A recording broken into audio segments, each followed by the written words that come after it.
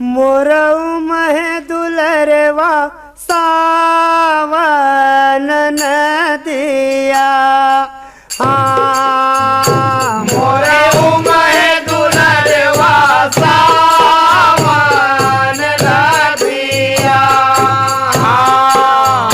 मोरऊ महे दुलरवा सावन नदिया।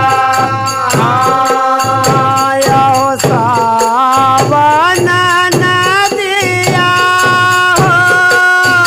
मोरऊ महे दुलरवा सावन नदिया। मोरऊ महे दुलरवा सावन नदिया। अहो सावन नदिया महे दुलरवा उमगे धुर कोतवाले।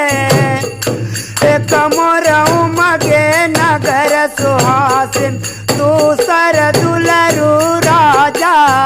यो नगारा ढिंढोरना हो देवा दे शहर में नगारा ढिंढोरना। देवा दे शहर में नगारा ढिंढोरना। अहो नगर ढिंढोरना देवा दे शहर में संजा के पानी जन जय हो। रातुला पिंवरी जन पहिरो शहर में सिर सिंदूर जन ले हो। सिर सिंदूर जन ले हो शहर में नयन काजल जन ले हो। यहो संजा के पानिया हो जन जइयो शहर में संजा के पानिया। जन जइयो शहर में संजा के पानिया।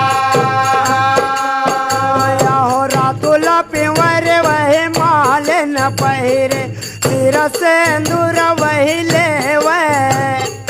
सिर सिंदूर वही माल न लेवे नयन काजल वही लेवे।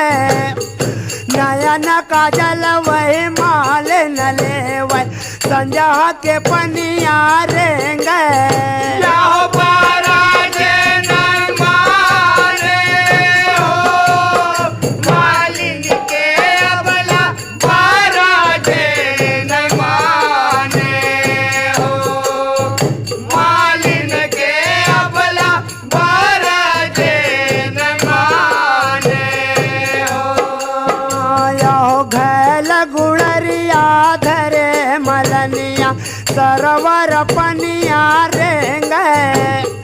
सरवर पनिया चले मलनिया पहुँचे कदम के छैया। घैल गुड़रिया टांगे कदम पर फिरे कछोरा मुड़ उगरा। चढ़े कदम ले कूद मलनिया खेलत है डूब गैया।